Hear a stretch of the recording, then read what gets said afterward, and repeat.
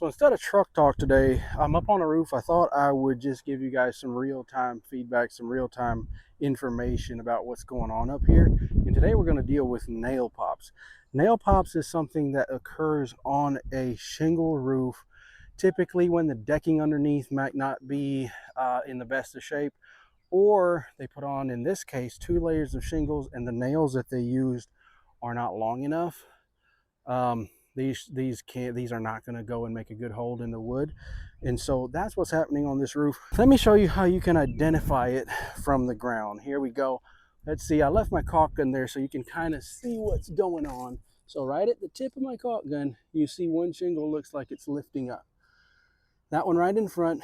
So what happens is the seal strip breaks loose, or the nail pop occurs first, and then the seal strip breaks loose.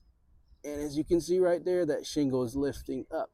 So I'm gonna go up here and kind of show you guys up close. So right here is where that shingle is lifting up. Need to get a flat bar, go underneath there, tap it down, and reseal that strip. Now here's a different type. Right here is another nail pop that you can see, and you can't spot this from down below. This nail is completely up through the shingle. Now what I'm gonna do with this one, how I'm gonna fix this one is I'm just gonna pull it, because that strip is still tight, and that's why that came all the way through, because it couldn't push up the shingle. So what I'm gonna do, I'm gonna grab it and pull that nail out. Pulls extremely easy because the nail is too short. And then what I'm gonna do is I'm gonna throw some seal on that hole. In my opinion, this is better than actually lifting up the shingle, pounding it back in, because in lifting up the shingle, I'm going to have to break this seal strip, and I'd rather not break the seal strip on that shingle. So I'm gonna put on 2 layers. It's not against code here in Tennessee or anything like that.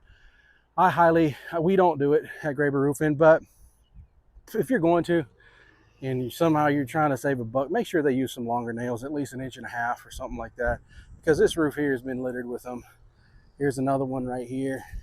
There's a few here that I already fixed. So that's the tip for today. If someone comes selling you a roof and saying that, hey, yeah, we can just slap those shingles on right over top of the old ones, I highly encourage you not to do that. Have them tear it off, get it down to the deck, install a brand new system. However, if for some reason you have to do that, make sure they use longer nails, and hopefully that can help you. And I hope this video helps somebody. Until next time, I'm Rich Roofer. God bless you. Bye-bye.